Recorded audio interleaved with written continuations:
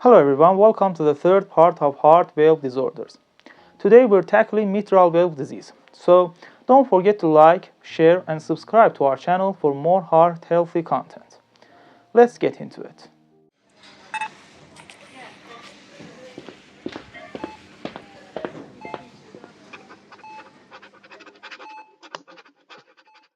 Did you know there is a condition called mitral valve prolapse? It's a bit like a door hinge that's not working right.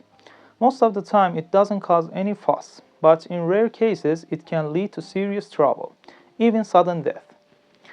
This sneaky condition shows up in about 2.5% of people and ladies. You're twice as likely to encounter it. Sometimes it's just in the family, leading to oversized mitral valve leaflets, a stretched ring around the valve, or even snapping strings inside the heart. So what happens when the valve leaflets decide to throw a party and balloon back into the atrium? Well, it's not the kind of party you want. Blood might start flowing backward, which can lead to a bigger heart, funky heart rhythms, high lung pressure, or even heart failure. But here's the twist. Most people with this prolapse won't even know it. They're symptom-free. A few might feel tired, fatigue, shortness of breath, lightheadedness, dizziness, syncope, palpitations, chest pain, or anxiety. But doctors are still scratching their heads about why. If you're curious about how they find this prolapse, it's usually by listening for a special heart sound called a mitral click. A systolic click is an early sign that a valve leaflet is ballooning into the left atrium. It's like your heart is trying to tell you something. And if there is a leak, you might hear a murmur too. If mitral regurgitation exists, a patient may experience signs and symptoms of heart failure. And also, echocardiography is used to diagnose and monitor progression of mitral valve prolapse. Now, what do you do if you've got this prolapse? For most, it's about lifestyle tweaks, but if your heart's beating to its own drum, you might need meds. And don't worry about antibiotics before the dentist. They're not on the guest list anymore. For those with chest pain from prolapse, heavy meds such as nitrates, calcium channel blockers, or beta blockers are usually not the go-to. But if your heart's struggling, doctors might step in with repairs or even a valve replacement. Now, let's talk about mitral regurgitation. It's like a leaky faucet in your heart where blood sneaks back from the left ventricle to the left atrium when it's not supposed to. Now, why does this happen? Well, the valve leaflets and their cords might thicken up or get stiff, messing up their closing act. This can be a long-term gig or a sudden showstopper with different causes around the world.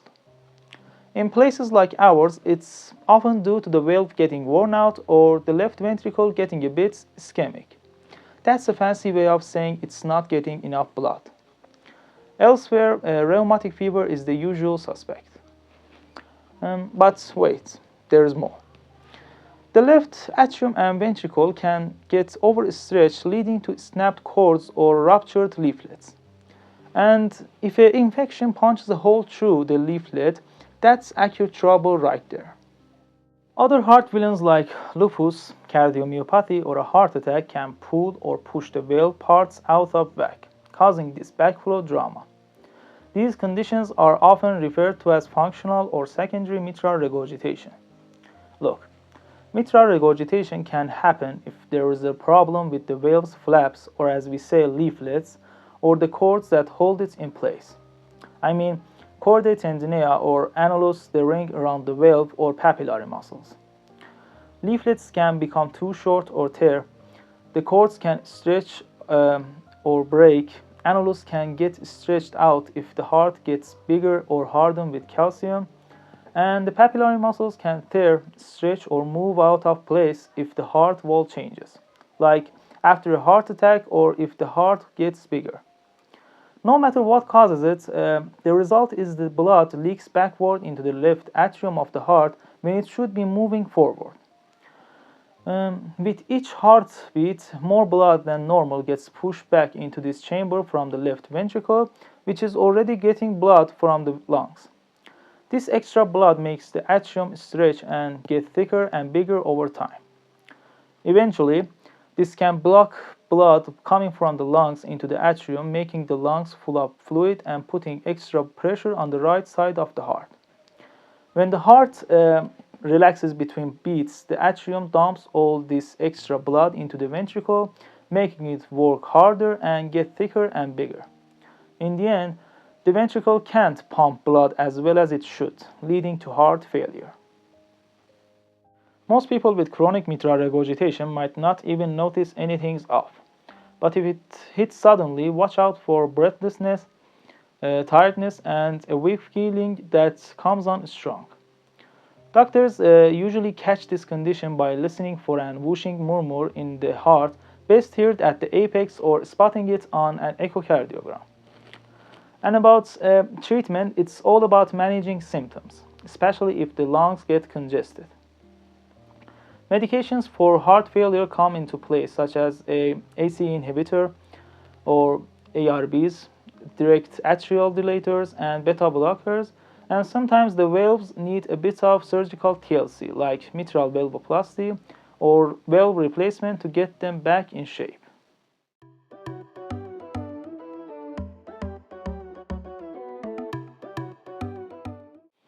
Now, let's talk about mitral stenosis. It's like a traffic jam in your heart where the blood can't flow smoothly from the left atrium to the left ventricle. Usually, this happens because of rheumatic fever, which makes the valve leaflets and cords thicken and stick together. Imagine the valve opening getting as narrow as a pencil. That's severe mitral stenosis for you.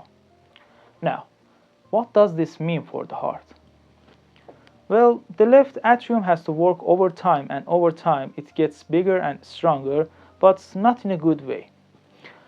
The left ventricle gets less blood, which means less blood gets pumped out to your body. And the plot thickens because the valve can't protect the lungs from this backup.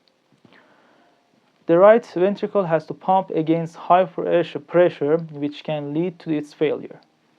And if you speed up the heart rate, there is even less time for blood to flow forward, leading to more pressure in the lungs and even less blood pumped out.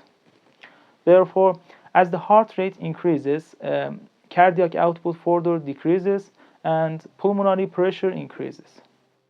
The first sign of trouble is usually getting winded when you exercise, but symptoms might not show up until the valve is really narrow.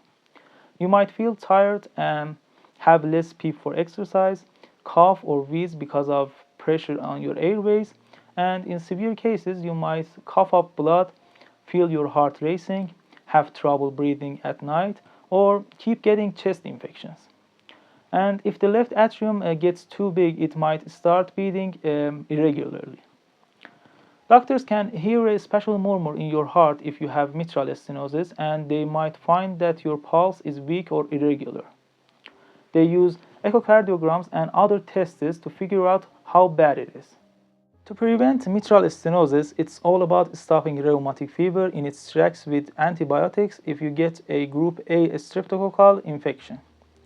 For treatment, heart failure is managed first. If the heart atrium gets too big, blood thinners might be needed to prevent clots.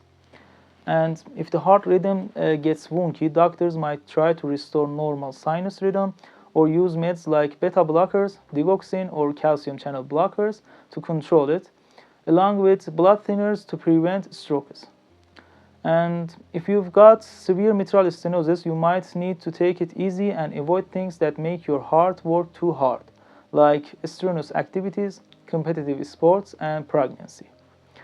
And sometimes surgery is needed to fix or replace the valve. That's it for the third part of heart valve disorder. Remember, your heart is the engine of your body, so keep it running smoothly. If you found this info helpful, give it a thumbs up, share it with your friends, and hit that subscribe button for more heart healthy content. Until next time, stay healthy, stay informed.